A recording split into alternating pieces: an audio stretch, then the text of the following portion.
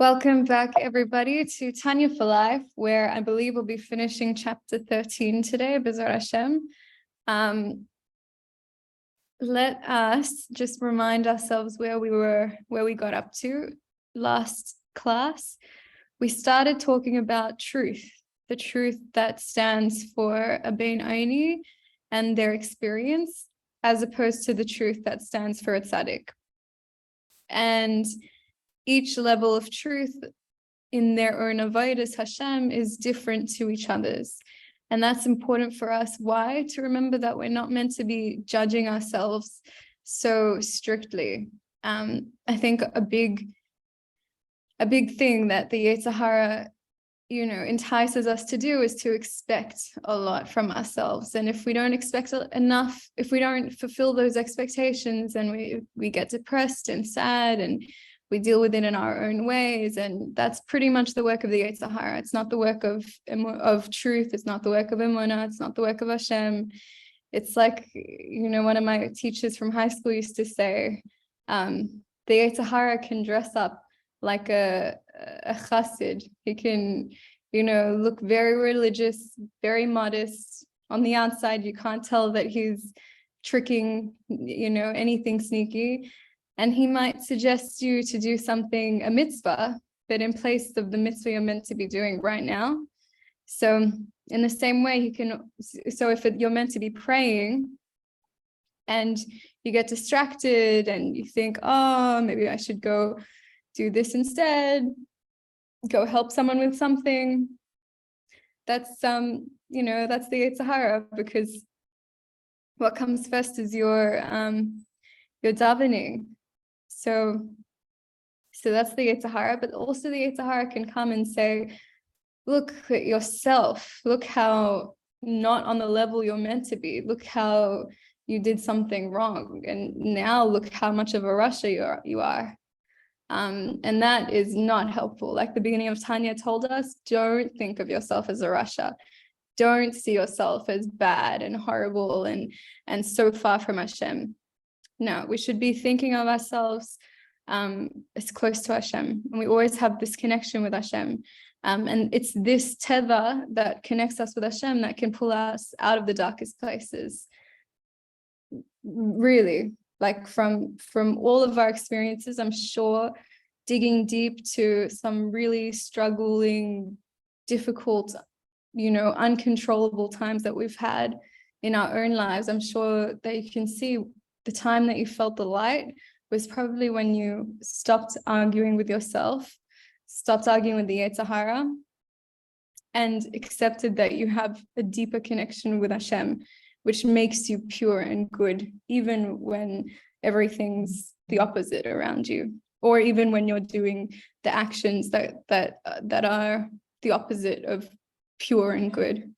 So no matter what, Hashem is always present with us in all of our experience, and we always have that connection to pull up into. So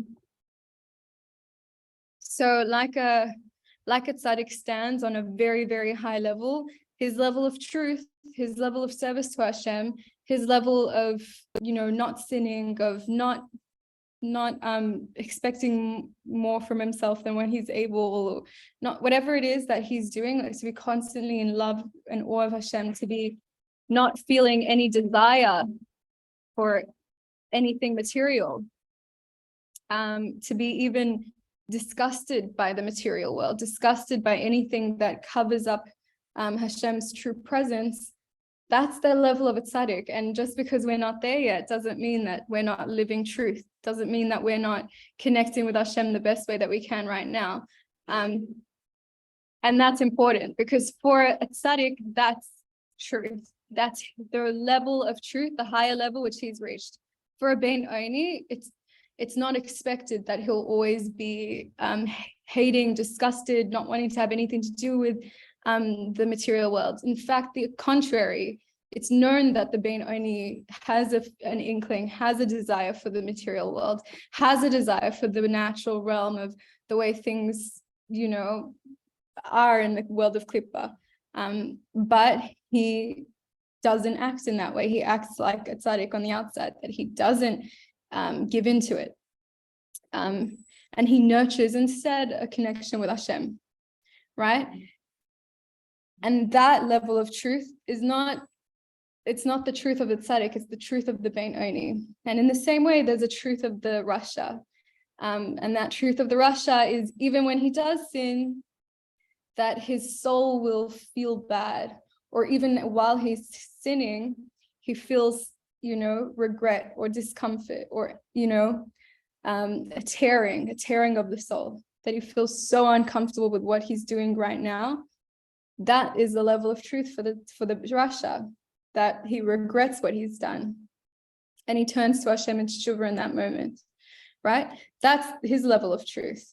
And it's really important, because we can't expect from the people around us, if a person in our life is on the level of a rasha, it's not fair for us to expect them to be perfect all the time, to expect them to be a bein oni and have all the right things and to say, and things that they're thinking and saying and acting and doing. It's not fair for us to put that level of truth of a bein oni onto a rasha, because they're never going to keep up with it, and it will hurt them instead. So for us, it's important to have the compassion of, like, what Miriam talks about as, between husband and wife, because men are on a lower level, spiritually speaking, to begin with, than a woman is.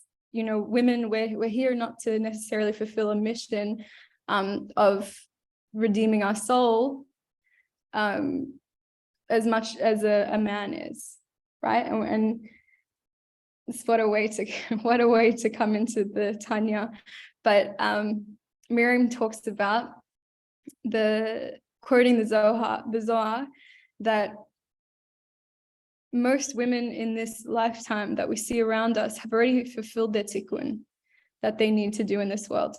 They're here only for their husbands. It's the men who have to refine themselves. Their soul had to come back down another time in order to come through this world, to refine themselves, to be ready for total completeness with Hashem up in Shemayim. And when the male part of the soul goes down into this world, then the female part of the soul starts to feel a yearning, and she really can't stand being separated from her other half. And it's with pure desire to help him, to be with him, to just be together, go through together, and help him come up higher so that he'll fulfill his mission this time around. Goes down willingly. She's not forced to, she's not sent back. It's her choice. And so that's really something beyond everything. It's self-sacrifice. It's something so pure.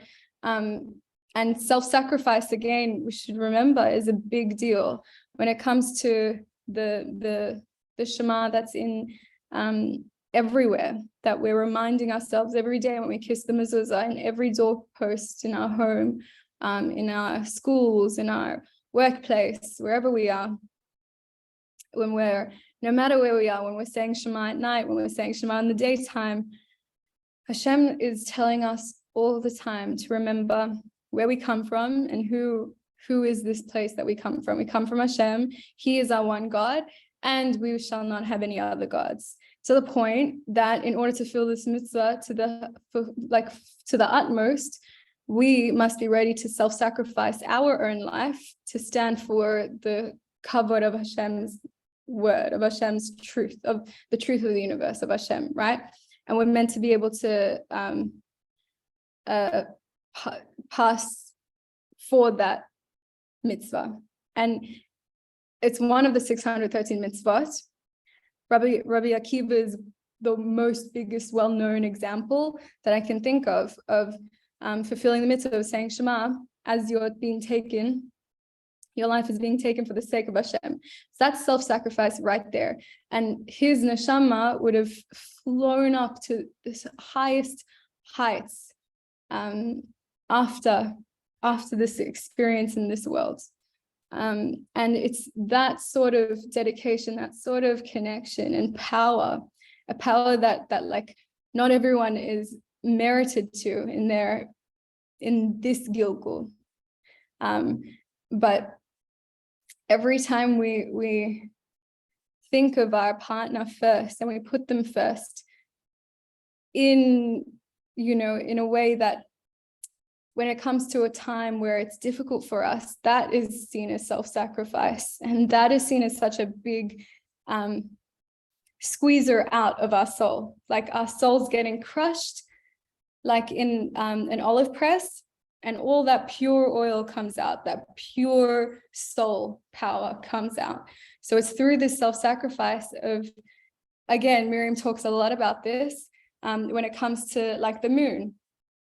Which is, compared to Moshe Rabbeinu, that every time you make yourself smaller and smaller and smaller, like the moon, when you've made yourself small, that's when you become big. That's when the true you shines through.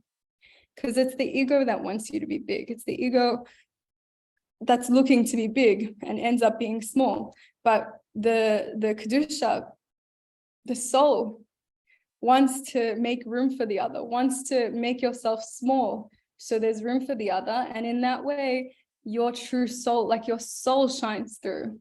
And that has no bounds. So when you tap into that level of humility, that's when you're reaching your true strength, which needs to be cultivated. It is something we must be working on, but it's also helpful for us to remember that there is power. It is a mitzvah when we fulfill it. And we should be strengthened by that. So I'll continue here. Right. And just to remember also that it's through our prayer that we can constantly awaken this sleeping love of Hashem and awe of Hashem that lies in our heart. And it's with this purity of love and awe that burns away the coarseness of our unrefined heart. And it refines our heart so that we have less of a taiva for the love and the fear and anxieties of the world.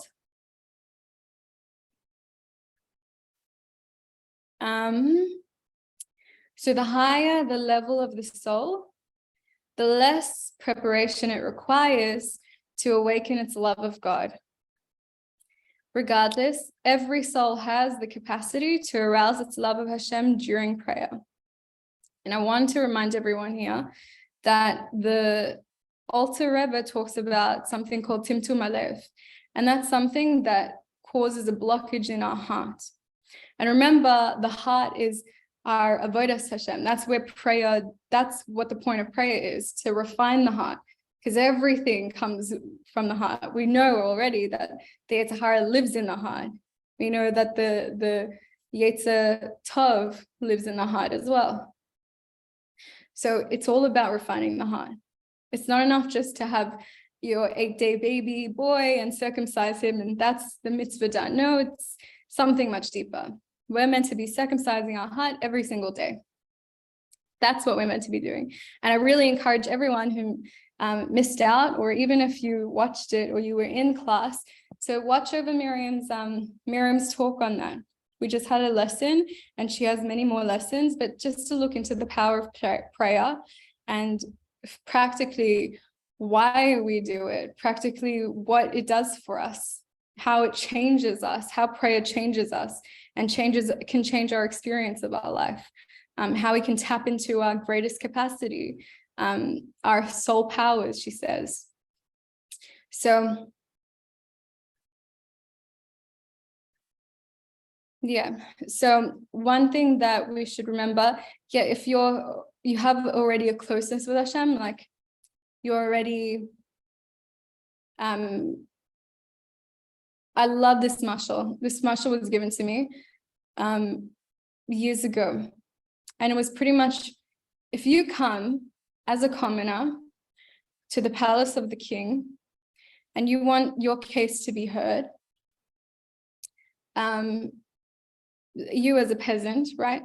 You come to the king and he loves you. He loves and he cares so much about you, but how can he know for sure and trust that, you mean what you say, everything is real?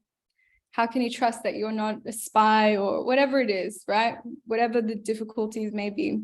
How can he take your word fully if he's not familiar with your face, right? If you come once a year or once in a blue moon, then, how does he know that you're one of his subjects?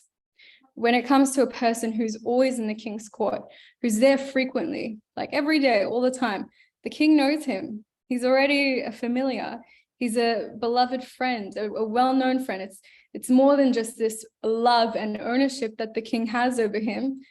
This feeling of, claim of, you belong to me, I belong with you. It's also I know you. I've seen you here before. I know about you. You're a regular. It's nothing to be suspicious of or whatever it is. And that sort of relationship means that you're here every day seeing this king. So then it's much easier for your case to be heard, right? So in a similar way, if you're building and nurturing a relationship with Hashem in a consistent or continual way, in a way that's not stop-start, once in a blue moon, once a year, whatever it is, then you're more present with Hashem. You're able to be in his presence much easier, much faster. He recognizes you, you recognize him. There's a familiarity. If there's not that familiarity between you and between him, then it takes time to get into that zone. And I just want to remind everyone, Chas v'shalom, Hashem is not limited. If it was, Hashem could connect with us in a second, in an instant. But this world's not about the instant miracles. This world's about action. This world's about, how am I getting Shemayim to me? How am I drawing Shemayim here? Not how is Shemayim coming down to me? How is Shemayim fixing my problems? No, it's how am I bringing Shemayim into my problems? So if you remember the intro class, that was pretty much what it was all about. So one thing that can get in the way of our connection with Hashem, I'm just all in imagination right now. I can think of another beautiful parable, beautiful mashal that really helps to see this image. Whenever you talk about Timtum Alev and connection with Hashem, it's not ever chas v'shalom that Hashem doesn't want to be connected with us or cuts his connection with us. No. It's more like the sun is constantly shining. No one can take that away. And all the beings on earth, we can feel the presence of the sun's rays. What can dim that presence is clouds, clouds that get in the way.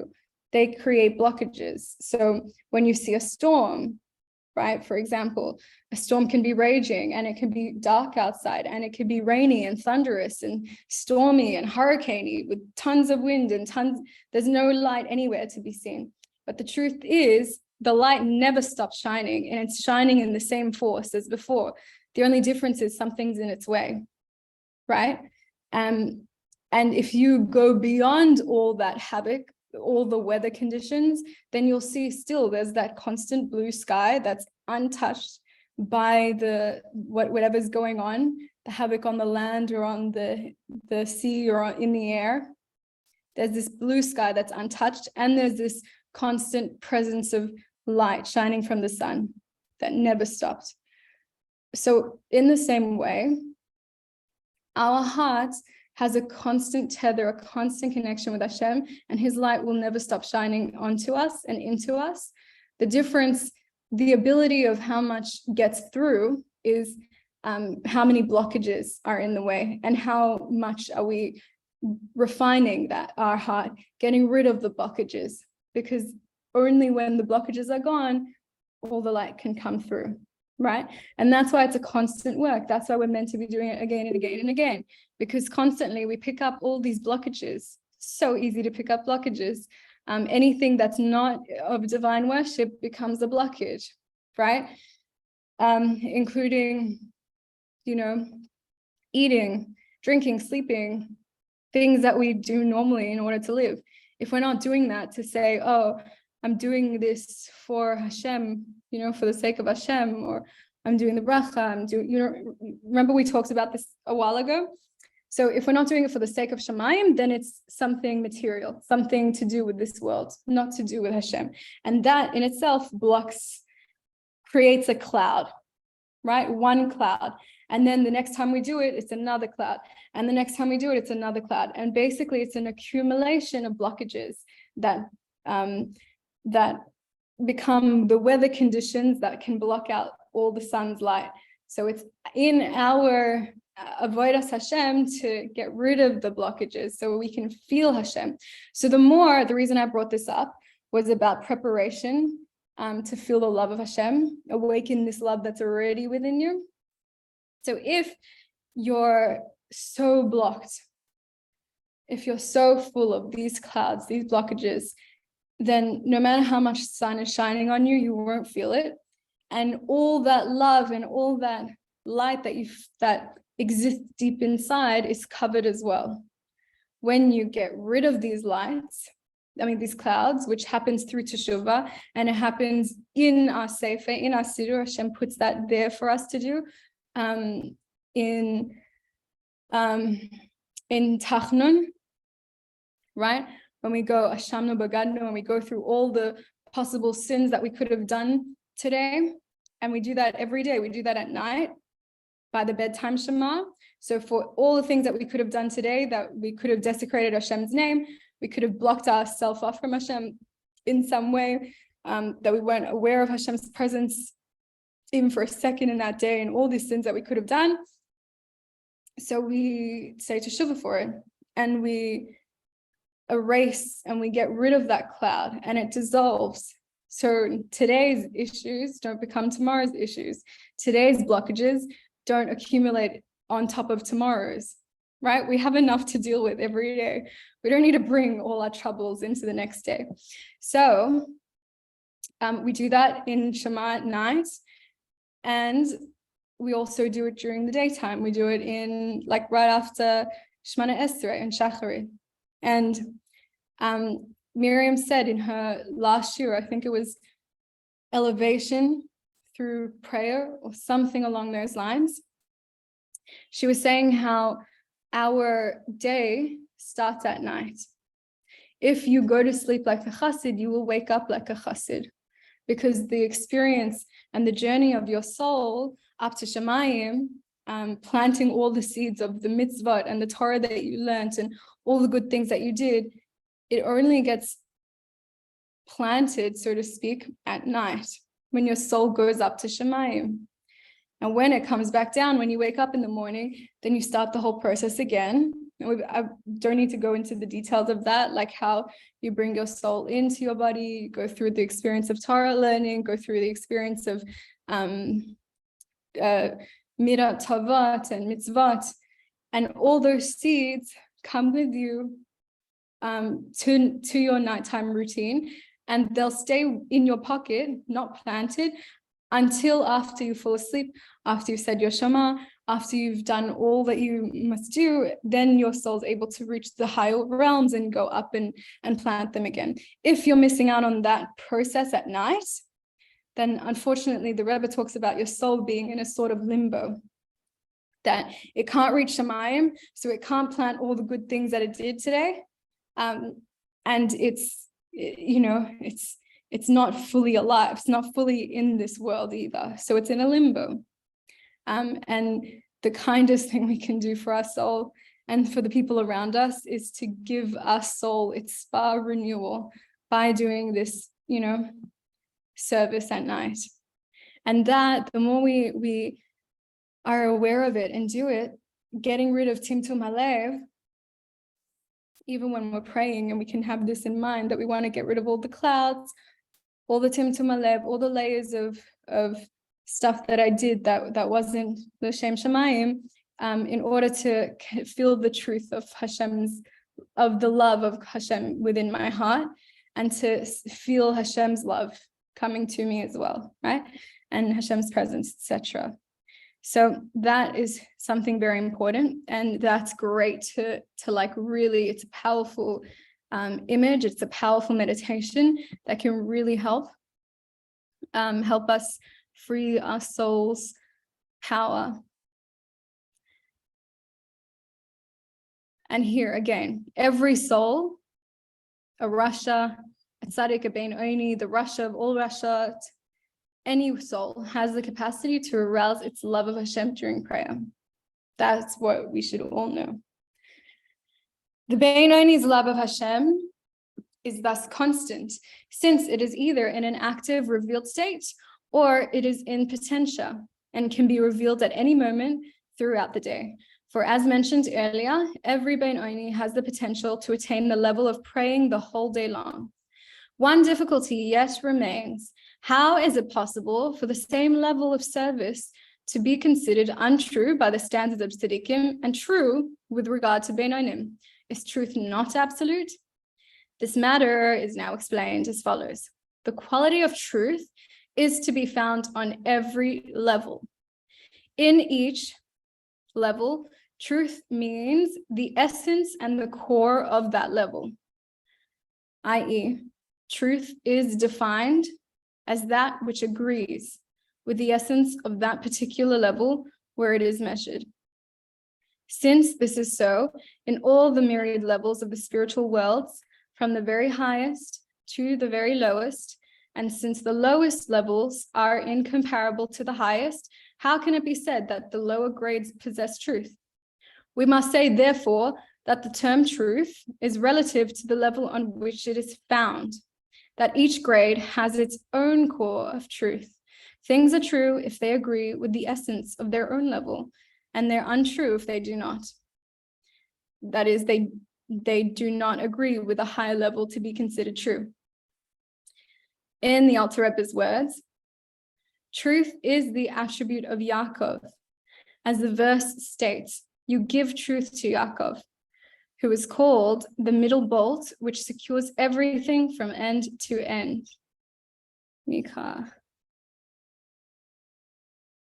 Wow, that's a quote straight from the Torah.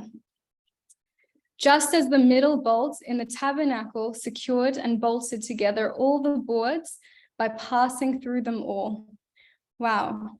In spiritual terms, this means that the attribute of truth passes from the highest gradations and levels to the end, to the lowest of all grades.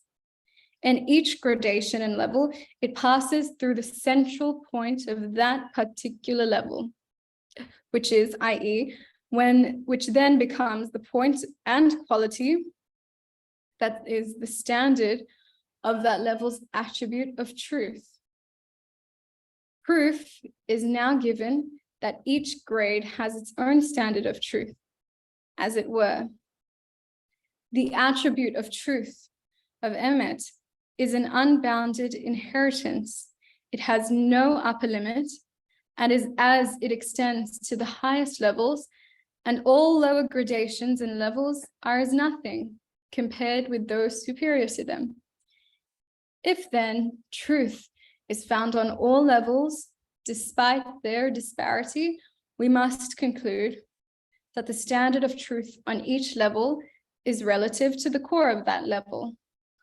In support for his statement that the lower levels and grades are incomparable to the higher ones, the Alter Rebbe cites, as is known to the students of Kabbalah, the quality, that is the head and the intellect, the highest level within lower grades, is inferior to the soles and the feet, the very lowest level within the higher grades. As our sages say, the feet of the Chayot angels surpass all those levels lower than them, including the highest degree within those lower levels. The attribute of truth, then, is measured according to the standard of each level. We may thus conclude that the divine service of Bein Onim is considered true service relative to their level, although when compared with the service of tzaddikim, it is not considered true, since it passes after prayer. And with that, we have finished the text of chapter 13. Yay, Baruch Hashem. Okay, and I want to it's so beautiful. Let's just talk about this truth. Wow, this is really, really, really deep stuff. And of course, the Kabbalah goes deep into this because this is the makeup of the world, and Kabbalah deals with the makeup of the world, how Hashem interacts with us on this level, how Hashem created the world, and continues to give sustenance to the world, and all the secrets and connections of life, Baruch Hashem, which is amazing. And one of the things that it talks about is, how it's truth. And I think if you remember from our previous lessons, when we were talking about the different parallel worlds that exist one on top of the other, constantly, this will help with the imagery of trying to understand what it's talking about truth for each level, relevant to each level, from like Hashem's experience point of view. So when it comes to, the way Hashem has created the worlds, it had to be, ultimately Hashem wanted to create this world, this level that we live in right now. It's the level of Asiyat, the last world of creation. And this world is what the end result that Hashem wanted. He wanted us to be in a place where we could have free will, free choice, and choose life, choose godliness, as opposed to choosing death or choosing anything covering godliness, right?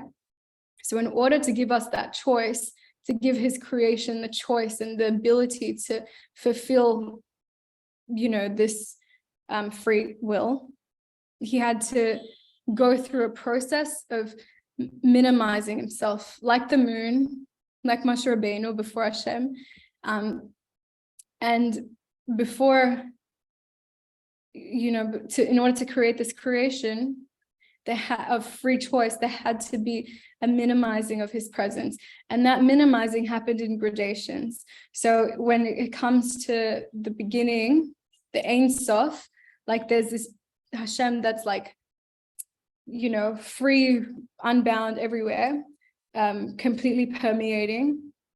And then it goes into this contraction, into the next world, into the world of Atzilut.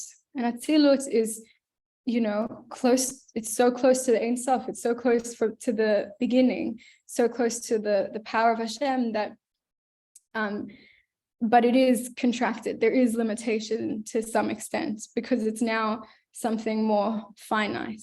It's a different world. In order to get down to our level, there had to be even more gradations. So there had to be a contraction even more. Hashem contracting himself from this level of Atzilut into something lower and more limited, which was the world of Bria, I believe. And it's in that world Bria that evil exists, because there's some more limitations. So Hashem's unbound presence is not as unbound or infinite. It's now more finite. And then it goes down from this level of Bria, it goes down into more gradations. Hashem at this level of Bria made himself smaller so that he can come into the level of, created a new world with a lower existence of Ein Sof, which was the level of Yetzirah, right? Formation, the world of formation. And in this world of formation, there's even more a possibility, there's even more opposite of Kedusha, opposite of love, light, godliness. It's like darkness, the Klippa. And in this world, it's like 50-50. I don't remember. Yeah, it's like 50-50 good and evil in this world. In the world previously, it was like only like a quarter, let's say, a fraction of evil that existed. But in this world, there's like 50-50. And in the next world, which is our world of Asiya, it's mostly evil, right? It's mostly Klippa. It's mostly, void. It's mostly contracted, mostly limited, void of Hashem's Ein Sof. And it's this world that Hashem wanted to create from the very beginning. That we must know, we must not forget, because there's purpose to all of our suffering, there's purpose to all the darkness that we've ever gone through, all our struggles. It exists in this world only. And so this is what Hashem wanted in the beginning. But in order to get down to this level, he needed to go through a process where he was minusculing himself by gradation to gradation. And from each level, each grade that he minimized himself, it was from that level that he minimized himself more, right? So it was like consecutive. It was from each level that existed, that he created, he did even more action. And so it's the same sort of thing. When it comes to truth, MS, truth, it's all Hashem. So just like Hashem contracted himself, MS, like it exists in a contracted form. So it's not the same experience necessarily for everybody, because we don't all exist and live on the same level, the same world, let's say. And so, well, just quick tangent, very, very profound bit of Torah I want to share. Each of us can connect with all these different levels of the world, right? We do it through our prayer, like Miriam went through that in the class. I really suggest you watch the class or listen to it, because she talks about what part of our prayer corresponds to the world of Asiya, with action corresponds to the world of Yitzira, and Ria and Atzilut. So by doing the prayer in the right order, we're connecting with all these levels. So we're gaining higher divine inspiration and purity and connection, like we're gaining from that level directly. And when we're doing mitzvot, specific mitzvot, with our action, with our speech, with our thoughts, we're reaching higher levels, different levels, right? If all of our service of Hashem is only in the world of action, it's only what we look like on the outside, then that will only reach as high as Asiya, which is the level we're living in right now. So it's never going to be so high. It's not enough for a person just to say, I'm going to look good, I'm going to look holy and devout, that's all I need. It's not enough. What a person really must try to do is refine even his speech, refine even higher his intention, his mind, his thought processes, what he's thinking. He has to go through a purging or a refinement process to change his thoughts and to get rid of all the old thoughts, all the thoughts that are impure, and bring in holy thoughts, right? And then you're reaching the higher aspect of a different world, a different realm. And I can't remember off the top of my head which world is connected to Machshava. I believe it's Atzilut, or maybe, yeah, I think it's Atzilut. Or maybe Bria, I don't remember, I have to look that up. But basically each of our service, all of our service connects us with a different level, a higher level. So the more we want to connect with those levels and get a higher vibration, or like receive the higher presence of Hashem in our minds, then we need to be doing what we can in this world, in this level, to connect us there.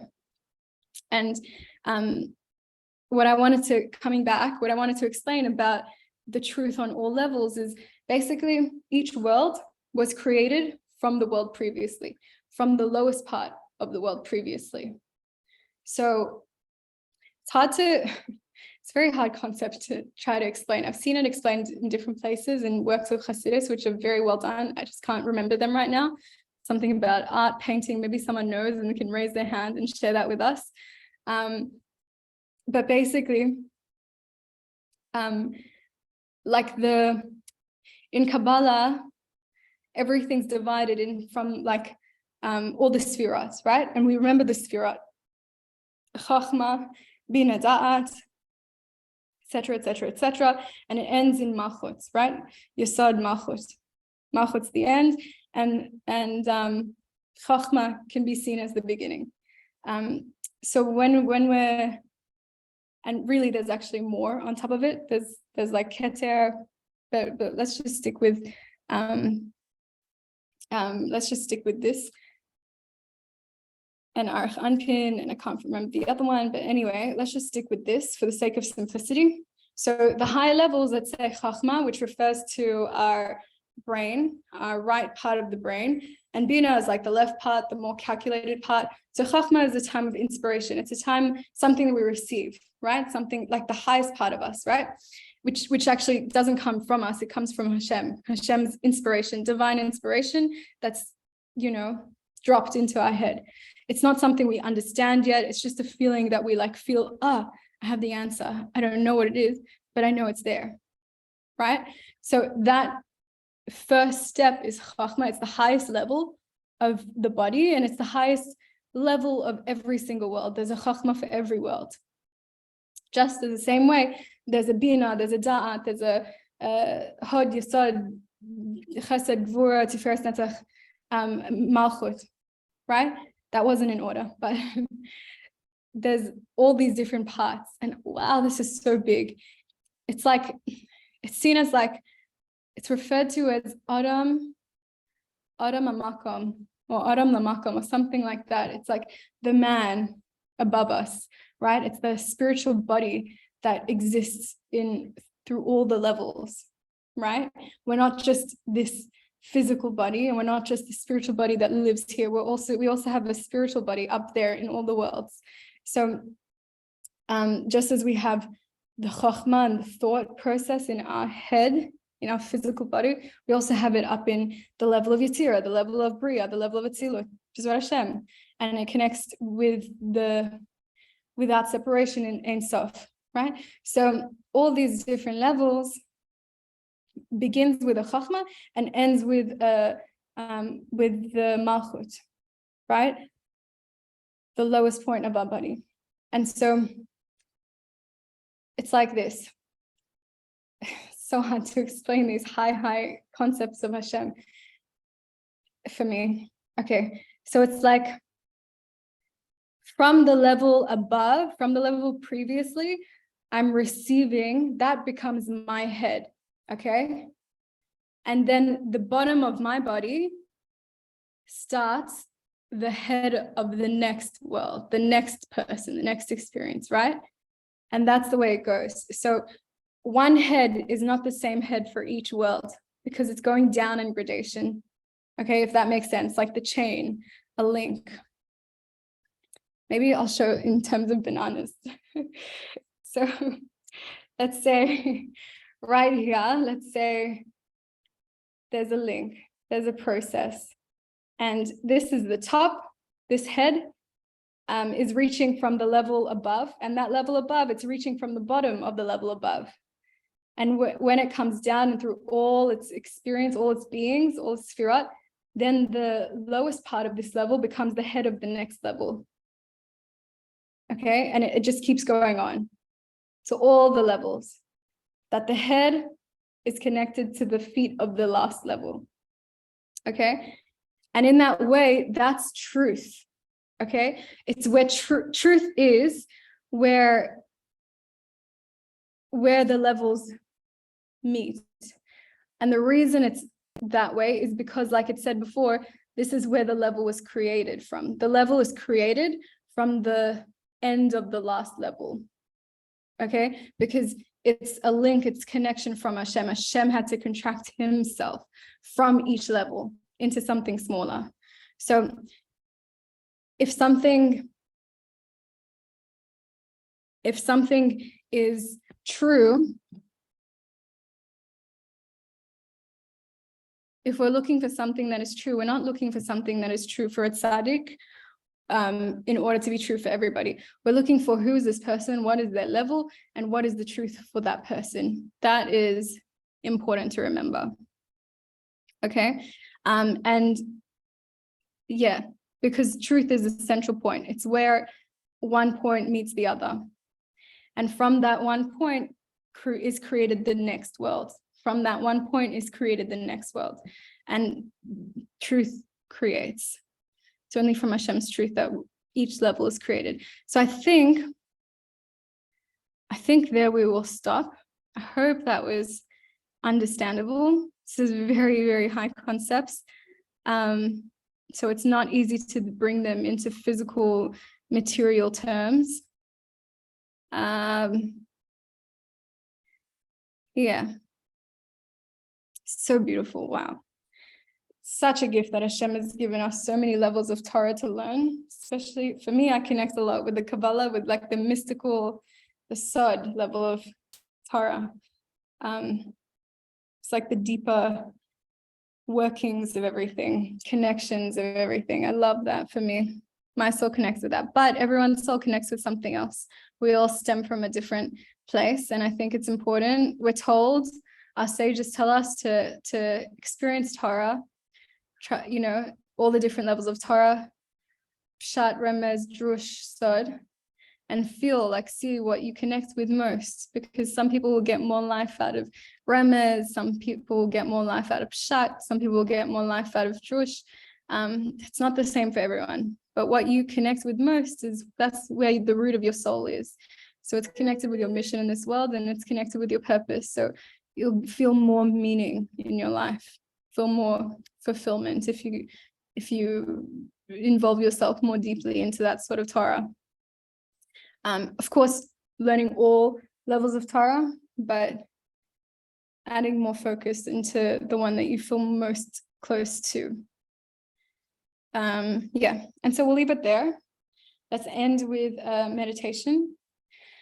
So I invite everyone now to close your eyes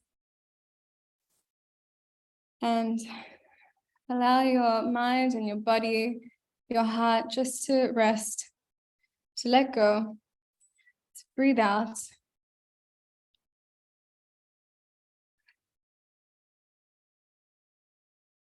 Give your body cues that it's okay to let go.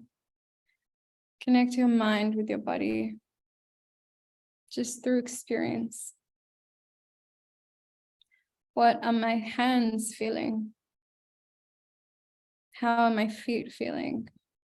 Is there a breeze? Am I feeling cold? Is it numb? Do I not feel anything? Am I tingly? What are my legs feeling? Breathing in, allow yourself to connect more deeply, just gently. We're not forcing anything.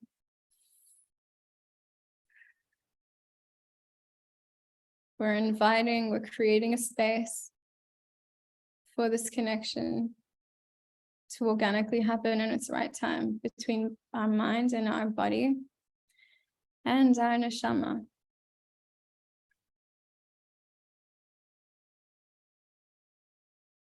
And you'll notice your heart thumping, if it's racing, if it's limping, if it's slow. Just notice, no judgment. It doesn't have to be a certain way.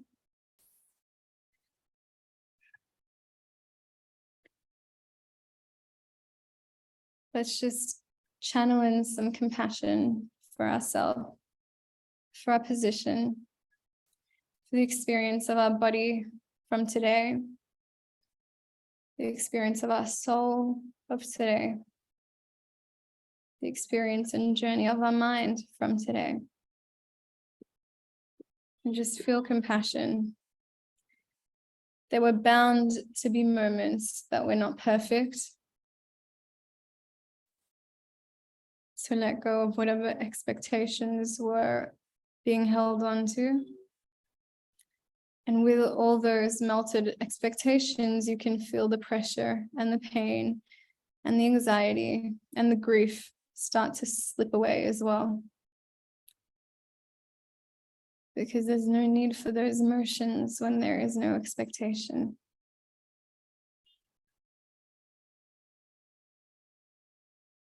And with gentle compassion for the plight of our human experience in this world, where Hashem has told us clearly in the beginning of this chapter that the Yetzer Hara is bigger and stronger than us. Hashem does not demand or expect perfection from us today. So with this compassion and this empathy and the feeling for our neshama, which didn't have to be here, which has chosen to come down into this world for a reason, for the good of the world, for the good of our spouse, the good of our children, the good of the people in our lives, and especially beyond all, for the good of the Shekhinah, to bring back the Shekhinah and HaKadosh Baruch Hu in unity through the work that can only be done in this world. So feel compassion for this neshama who had such pure intentions at the beginning of the day, before it stepped into our body, and feel for her plight and her journey through today. And where she might have been stopped in her efforts, where the Yetzer Hara might have overcome her.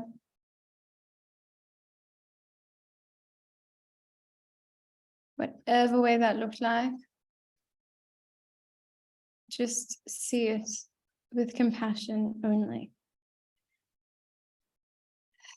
And giving over this vulnerability, this truth of your experience to the only one who can understand you fully, to Hashem.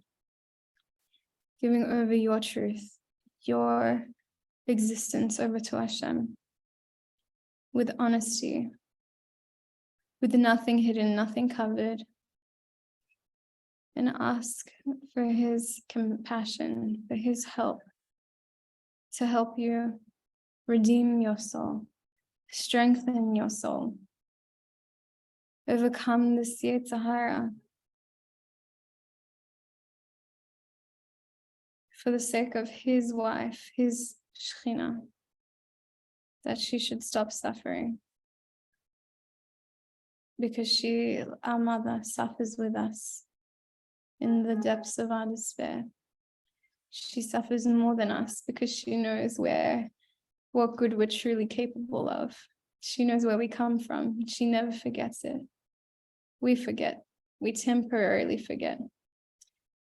So for the pain of our mother, the Shekhinah, Hashem, please help us to be more and more like the Bein Oni, to be more and more upgrading our level of service, our level of existence, our level of truth, to be reaching higher and higher heights with a smile on our face, with compassion in our heart and empathy for humanity. And feel strength, vitality coming to you as you feel this complete acceptance of Hashem. He's taken all your words. He's taken all your experiences, and he is holding you and embracing you with a love unconditional that only your Creator can give you. Stronger than that even of a parent.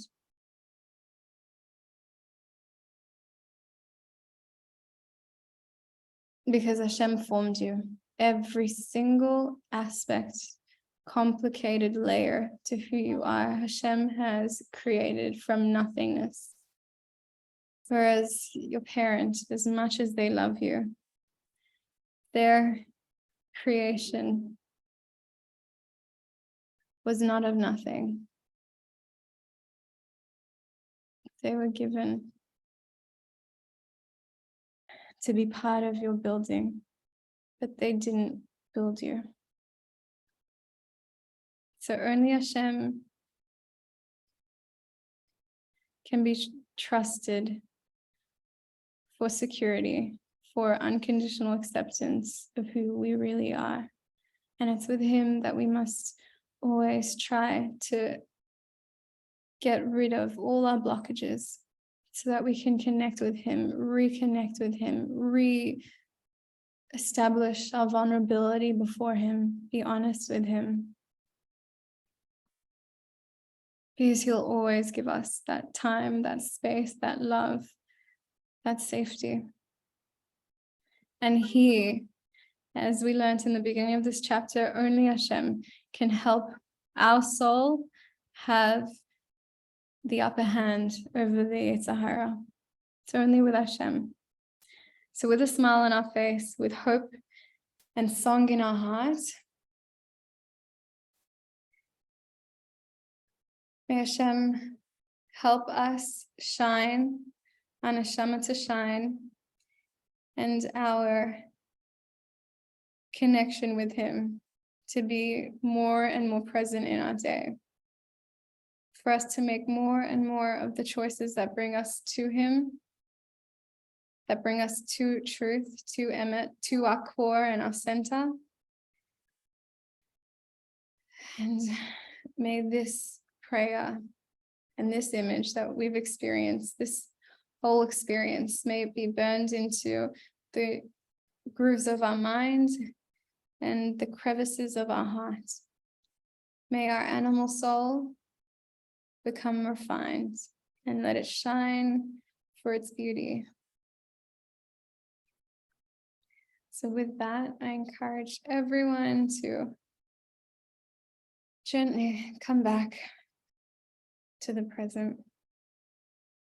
And while you're here, I'll remind everyone again that this work that we're doing together is possible only through the work of Miriam Yerushalmi and Hashem's direction and guidance for us to be here, for Miriam to have all the understandings that she's had through Chassidus. And it's so important, I think, that we do our part. Even a small share of tzedakah means a lot, because that can accumulate and build. And if you have anything to share, please do so with SANE, Save A Neshama Endowment, which is a nonprofit organization in which Miriam helps all those in need who come to her. Neshamas who are in crises, neshamas who need Hashem's presence and may be temporarily dampened. So all the information is in the description box and YouTube below. Encourage everyone to do what they can and share. I'll be reminding us of this message every week, so it's never too late to give. Thanks so much for joining us this week. Next, we'll start on chapter 14, B'ezrat Hashem.